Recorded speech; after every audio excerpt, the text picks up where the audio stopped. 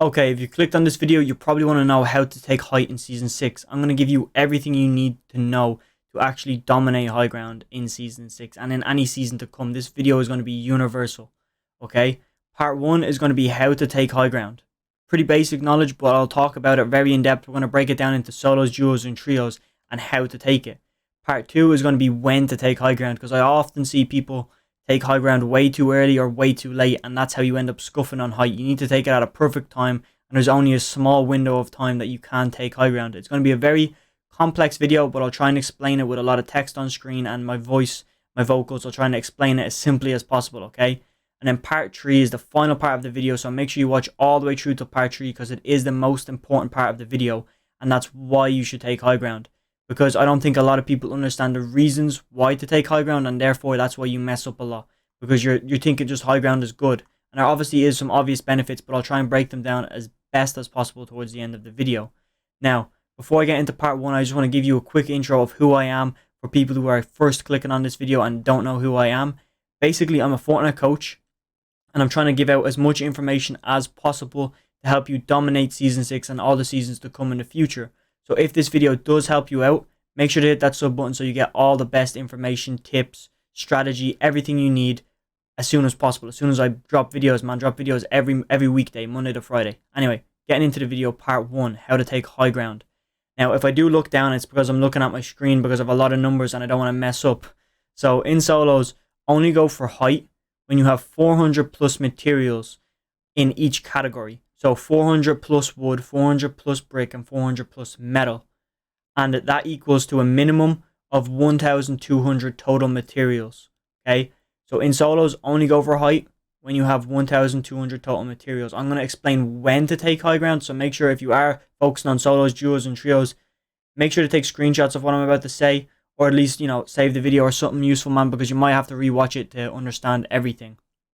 Now, in duos, only go for high ground when you have a minimum of 300 materials per resource. So that's a total of 1,800 materials. Now that's per person. Obviously in duos you're going to have a shit ton of materials then, okay? And that's 1,800 total materials. If you calculate it, 3 by 3 by 3 is 900. So I've already calculated what it is for 2 people. You don't need 1,800 materials. You can't possibly get 1,800 materials. The cap is 1,500. So it's going to be 1,800 across the 2 of you guys. So in order for this to work, you're going to have elite level communication, okay? Very important that you understand that. Now, in trios, you're going to go for high ground when you have a minimum of 200 materials per resource. So again, you're going to have a total minimum resources across 3 players of 1,800 materials. Now, that's very good because 200 isn't a lot. So if I have 200 wood, brick, metal, and my teammate has 200 wood, brick, metal, and then my third teammate has 200 wood, brick, metal, I'm good to take high ground. It's not a lot of materials you need. Trust me, you can take high ground with 1,800 materials because you can travel a maximum of 90 tiles with that amount of materials. I think my math's correct there. That's a lot of tiles you can go, man. That's pretty decent. And obviously, most people, when they do take high ground, have a lot more materials than that. So that's why I'm saying that's a minimum. Okay? And if you do want a more in-depth video on why, not high ground is important, but build fights over box fights and stuff like that, and why a high ground, there's a lot of information that will be useful to you in there, and why high ground is important. And it's basically just a video, literally build fights versus box fights. So I will link that at the very end. So that's just another great reason to watch all the way through, and that will be shown in the end screen. So now, part 2 is when to take high ground. This is a very, very, very important video because, or part of the video, because it's kind of, is where I see a lot of people mess up, man. So if you've made it this far, you're probably doing bits right now and you're probably learned a lot of information, and it might not seem important information, it might seem very quick information, but it's very simple to understand. It's simple information but hard to understand. So this is put your listening ears on, man. When to take high ground, and this applies for solos, duos, and trios. There's different stages on when you need to take high ground, okay? So in trios, you want to be taking high ground in half and half. And the reason I'm gonna explain it right now, okay? You want to take it in half and half in trios because there's a lot more people alive in trios and endgames. That's just basic knowledge. There's more per team, so there's going to be more people alive in your endgame. So you want to take high ground earlier because there's a lot more people to kill. Because, that's good for you. You can take high ground earlier because there's a lot more people to kill, meaning you can farm materials back way easier and there's more likely that someone's going to contest you. You can get a pick, all that kind of stuff. But if you don't get high ground early, you're going to be looking at a sad way out, man, because like everybody on low ground now is actually getting smarter and they know how to target high ground.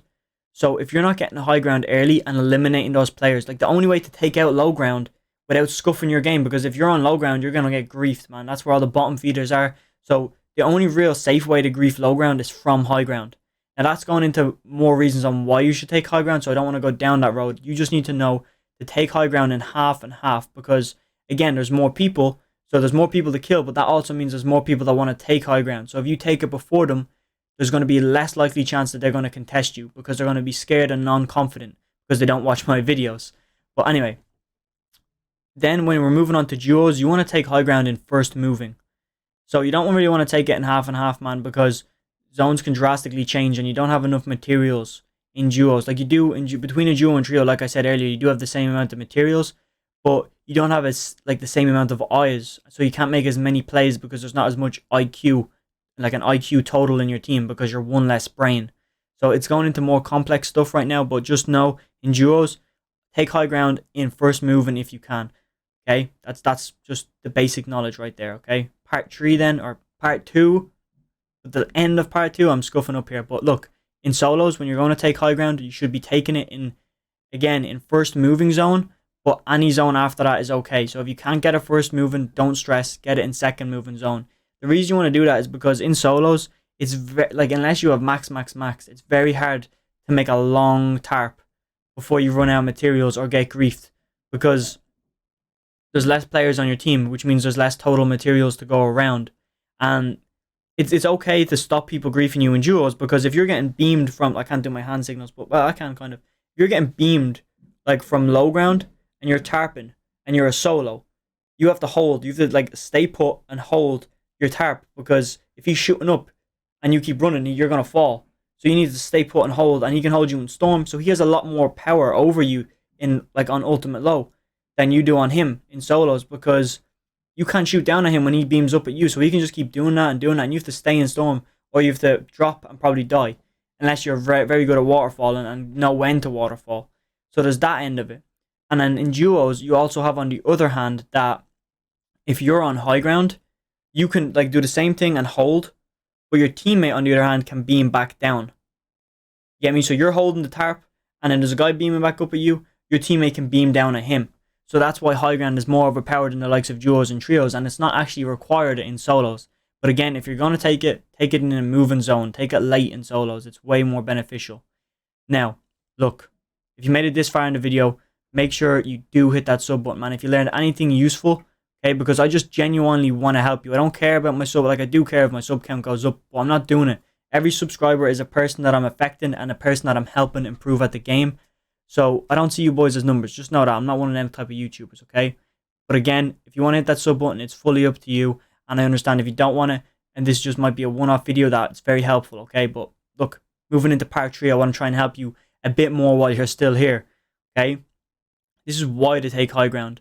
It costs less materials per tile, obviously, because if you're only building a floor, and I guess this is a cone, floor cone, every tile, that costs 20 mats per tile. But if you're on like even just a mid layer, you're going wall, and then a wall is obviously placed behind you. So 10, 20, 30, 40, 50 mats. And then bare minimum, you're going 30 mats, because you can do one of these ones, you know, like the ramp tarps. But again, it's not like, you know, 30 materials is a difference, because that means for every 2 layers you go and with a cone tarp or a ramp tarp, when you're on high ground doing a floor cone tarp, you get like for every 2 tunnels you go 3 on high ground. So that ratio plays out in the long run. And this is the main advantage, and this is why high ground is important in every game, and that's because you have a bird's eye view on the whole lobby. So a bird's eye view means you can see what's happening. Like, for example, if you're second height, you're tarping, you aren't going to see the team that goes up to contest height. But if you're on height, you're looking down, so you know someone's going to contest you. I don't know if that makes sense, but what I'm saying is you gain the advantage of seeing what's coming, and you can predict things, and you can, like, you know, you can see people getting cracked, you can see explosions, but they can't see you. because who's looking vertically up unless they're smart players and want to take height? But if they're in a fight, the last thing they want to do is look up at height. That was a bit of a rhyme scheme there, but anyway, bird's eye view on the whole lobby. And with the bird's eye view, because you're looking directly down, the first thing you see with your crosshair is their head. So that means it's free headshots, which equals easy kills, which equals easy points, and maybe picks if it is a trio and you're running a grappler, a harpoon gun, so you can get the mats really easy. Or if you have a psychopath on your team that will easily just drop down, pick up the mats, and crank back up. Okay? And the fourth reason is just it's awkward for opponents to hit you. Very awkward for them to hit you, man. Even if they do look up, it's just awkward for them to hit you. That's just what it is, man. But look, if this video, like, if anybody else wants to improve, okay, on screen right now, there's going to be two things. There's going to be a playlist, and there's probably going to be a video. I'm not sure which one is which, but I said they'd be linked at the end. So, you know, hopefully it helps you out. But leave some video suggestions in the comments. You already know I replied to every comment, man. I'm out of here, man. Have a good one.